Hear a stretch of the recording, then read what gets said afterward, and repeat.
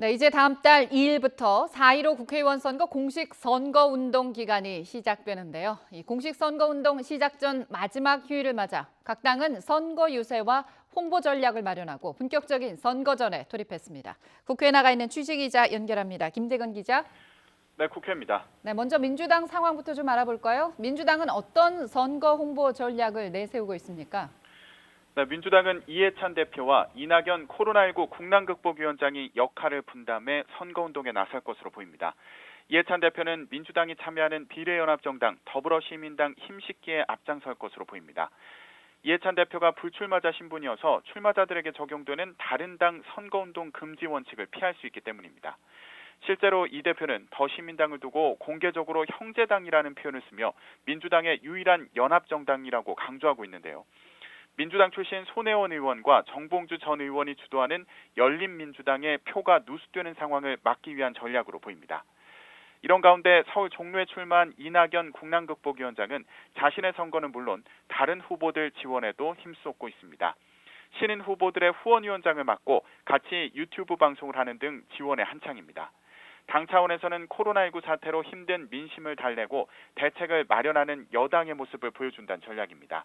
슬로건을 국민을 지킵니다. 더불어민주당으로 선정한 것도 이런 전략과 맞닿아 있습니다. 또 코로나19 사태로 사회 분위기가 무거운 만큼 선거전도 조용히 치른다는 방침인데요.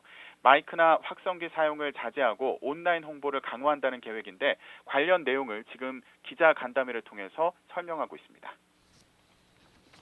네, 미래통합당 상황도 살펴보죠. 김종인 총괄선대위원장이 오늘부터 본격 활동에 돌입한다고요. 네, 미래통합당은 오늘부터 김종인 선거대책위 체제로 본격 선거전에 나섭니다. 김종인 총괄선대위원장은 오늘 오후 비상경제대책 기자회견을 열면서 활동을 시작하는데요. 코로나19 사태로 인한 경제 악화 문제를 지적하며 대응책을 제시할 것으로 보입니다. 김 위원장은 앞서 당의 비상경제대책기구를 만들고 대응책을 마련하도록 했는데 오늘 어떤 제안을 할지 주목됩니다. 김 위원장은 선거의 달인으로 불릴 정도로 선거에서 무게감과 상징성이 큰 인물인데요.